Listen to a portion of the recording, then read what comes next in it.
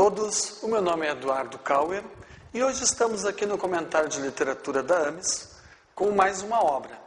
A obra indicada por mim hoje é A Viagem do Descobrimento do historiador Eduardo Bueno. Esse livro que foi lançado em 1998 para a comemoração dos 500 anos do descobrimento, ou melhor dizendo, do achamento do Brasil, e que é um livro muito interessante, eu recomendo a leitura deste livro.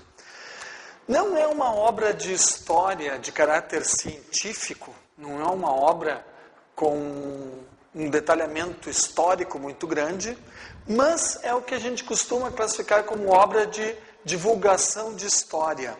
Ou seja, ele pode ser lido facilmente por uma pessoa leiga e entender bem o que se propõe no livro.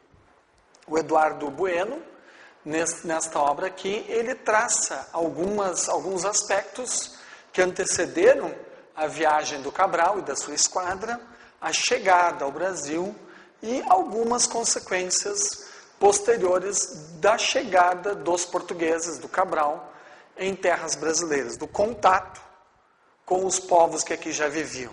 E ele traz uma nova visão, ele discorda de alguns pontos que foram levantados até agora, ele coloca coisa para um outro âmbito, para um outro ângulo.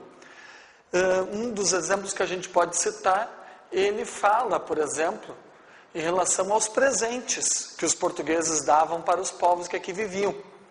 E que muitos autores dizem que eram bugigangas, machados, facas, tesouras, pregos, que seriam bugigangas.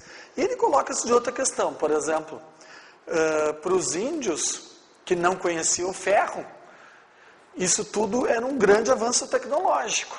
E para os brancos, para os portugueses que demoraram séculos para identificar esse tipo de coisa, os índios foram rapidamente e chegaram à conclusão de que aquilo eram objetos valiosos. Então, o objeto é uma bugiganga, é valioso, depende do ponto de vista.